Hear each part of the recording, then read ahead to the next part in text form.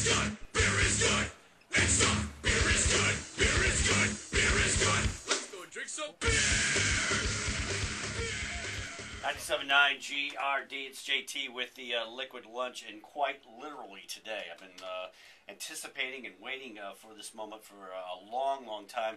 I've been talking to the guys over at Westside Brewery about our distribution, about this new beer coming to town from Colorado called Oskar Blues Brewery, and they've got a line of just this delicious top U.S. Pale Ale, and I have Tony and Dave. Tony, you're with Westside, right? Correct, yep. All right, now, how did you manage to pull this deal off by bringing in Oskar Blues? Stocking Okay. was a big part of it. Yeah, for about 3 years.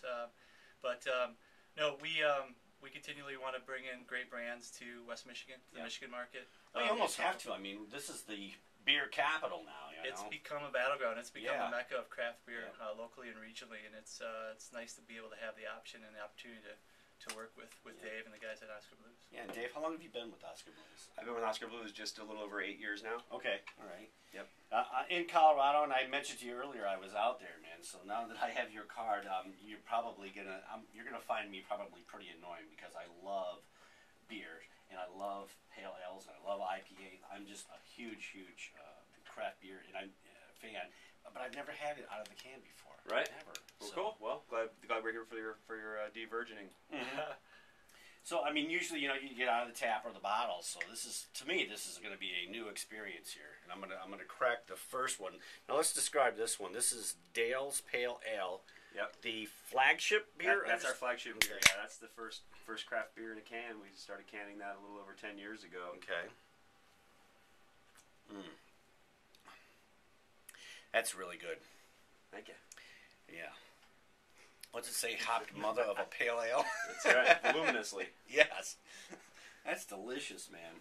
No, I'm glad you like it. Yeah, that's we make more of that than anything else, and and that's the one that we started putting in a can just a little over 10 years ago. We're the first craft brewery to produce and can its own beer. All right, you guys want to share this with me now? I would love to. All right, let's talk a little bit about this one. The Deviant Dales. Deviant Dales is Yes. sort of it's just that. It's sort of a deviated version of the Dales Pale Ale. So it's an even more voluminously hopped mother, and This one. with a lot more malt to boot. And so it's kind of based off of the Dales, but taken up a couple notches. And so it's thank you. Mhm. It's a 8% alcohol, 80 IBU, hop, just bomb. It's a This pretty. has got a citrus kind of. Yep, citrus. We call it kind of dank. Mm-hmm. It's got a lot of like kind of piney and resiny and Yep. citrus notes to it, and yeah, it's Oh, I something to love this behold one. for sure. Yeah. See, like all my taste buds are like high-fiving each other, man. Of this one. Nice. This is really good. Yeah. But I like I mentioned, I'm a huge IPA fan. I love a good IPA. So I hear. Yeah. Now this could be this is what I love about the can concept is it makes it for me a lot better, more portable. That's what it more is. mobile. I can make it. I mean, it's hard to hang it. Most places don't allow glasses. Yep. Obviously, you're not going to pour it. When you're at the beach from a tap. But It would yeah, or in a glass bottle. So Right. That's a big part of besides the quality points of putting beer in a can, which it is a better package for beer than a bottle, and I can tell you all about that if you like. But the portability of it, the fact that you don't have to worry about, you can throw these in your backpack and go out mountain biking or boating or anything you do outdoors and not worry about it breaking and then you can crush them down and they come out smaller than they went in and pack it in, pack it out, and recycle them but the main quality points though are the cans are a better package for beer. You can't get a light struck beer, so you'll never have a skunky beer in a can because that's how you get that skunky aroma and flavor is from UV light hitting the beer. yeah. Can't have that in a can. And then there's it's a two-part can. It's got the lid and the body. Once that lid is seamed onto the body of the can, then there's no ingress of oxygen possible. So whereas with a bottle, the cap just inherently allows that, and so you're going to have a longer shelf life with a canned beer. God, that's good. I like that one. All right. What's the story behind the G Night? This is an Imperial Red IPA. That's our Imperial Red IPA. I'm gonna bust it. Man, we're gonna be like loaded here in a second. Short afternoon. Yeah, well, Well. it's Friday. It's the liquid lunch, right. so to hell with it. Oh, we're on. I'm on camera saying that. It's okay. It's going to follow my liquid breakfast quite nicely. Right. So no, that's what we call it, Gunite. It used to be called Gordon. Unfortunately, we had to change that name. But came up with Gunite. It's named. It's a beer. It's a pretty large beer as well. It's 8.7% ABV. Okay. It's our Imperial Red IPA, and it's named in honor of a man named Gordon Knight, who was a Colorado craft beer pioneer, Vietnam veteran, and helicopter pilot, and it's named in his honor. He was helping to fight a forest fire just outside of Lyons, Colorado, where we came out of, and where we still have our original brewery and restaurant.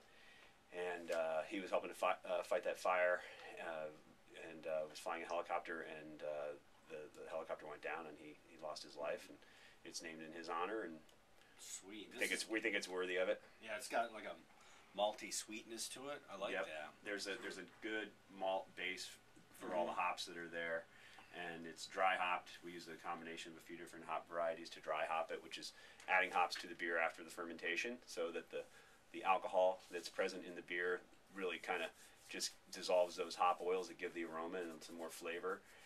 And that's universally everyone's favorite beer who works at the brewery, including my boss Dale. And he Yeah. named a beer after himself. Did he? Yeah. Well, yeah, no kidding. And you know what? I would have a hard choice. I'm telling you, I had a very hard choice.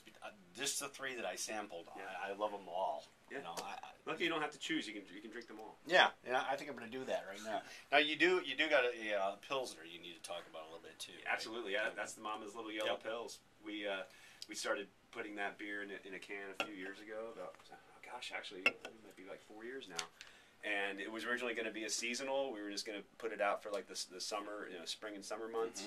And it never was a seasonal. It just became a year-round offering. It's our second biggest brand after the Dale's Pale Ale. So that's our most accessible for those people who maybe aren't real hip to a lot of the more aggressive craft beer styles. Right. This is it's a completely legitimate all malt lager beer made in the tradition of a Bohemian style pilsner. And it's the one I drink the most. It's 5.3% alcohol, so it's not going to give you a beating as far as alcohol goes, and it's really easy drinking, and it's a really good food beer for like salads and Right. seafood and stuff. We found recently we just opened up a new brewery in Brevard, North Carolina, just outside of Asheville, and there's this great sushi restaurant there called Sushi Sora, which is phenomenal, and they have our beer on, and that's when we discovered what a great sushi beer the Mama's Little Yellow Pills is. It goes Yeah, I really would well have with thought it. of that. Yeah, and my wife being a pilsner lover and a seafood lover. Yeah, I'll tell her about that. yeah, it's really good. And like I said, that's the all day drinker. Yeah. And I can attest to that. I Yeah. have literally drunk that beer all day before. Well, now I'm just real quick, Tony. I mean, we're not just bringing in another. Here's another line of craft beer for the area. Theyese guys, they're award winning, aren't they? They're the real deal. They're Yeah. the real deal. When you take a look at breweries that you want to do business with, Mhm. and you look at what's going on in Colorado and the West Coast and really the Midwest, but we're really excited to have them as part of our portfolio. Their liquid, as you tasted, is Yeah. second to none. I mean, it's When's it available? started this Monday. It became available the first time in the state of Michigan. Oh, okay. All right. Yep. I thought maybe I was drinking before anybody. Damn it. You're one of the first. Okay, Yeah, I'll yeah. say that. That's what I'll. In my circles, they won't know any better. Yeah, so no, I'll tell absolutely. them, so. But I'm just looking at all the medals you guys have gotten for this beer, and I'm telling you, I just sampled 3 of them, and I want to down all 3 of them right now. Like, I can't, and I don't, I dare not even open the rest of the line because I'm just it's like 6, 7, 8 beers there, and I guess. Yeah. I guess I gotta. We haven't even gotten into the really big guns yet. Yeah. Some Gubno over there. Yeah, talk about that you one real might want to quick. delve into that. That's our seasonal right now. We just Okay. re-released that as a seasonal in the beginning of March, and we're going to have that in the market for the next few months, and then it'll go away until next year. That is our 10% alcohol Imperial IPA, and it's a pretty substantial beer for sure. It's got a lot of citrus and piney, resiny notes as well, but with a very different malt profile. We don't use any crystal malt in that at all, so Okay. it's our base 2-row, bunch of rye malt, which kind of gives a really interesting texture to the beer, and a little bit of a spicy note, and then some German Munich malt for some body. and then a bunch of Summit and Cascade hops in there. I'm gonna wait and do that when I get home tonight, if you don't mind. That's a good one to stay Yeah, to stay at home. I want to relish it. I want to be in the moment. You know, not that you guys aren't great or anything, but I mean, just to kick back with this one is really that's gonna be it's what we call a day changer. Yeah. So we'll do that.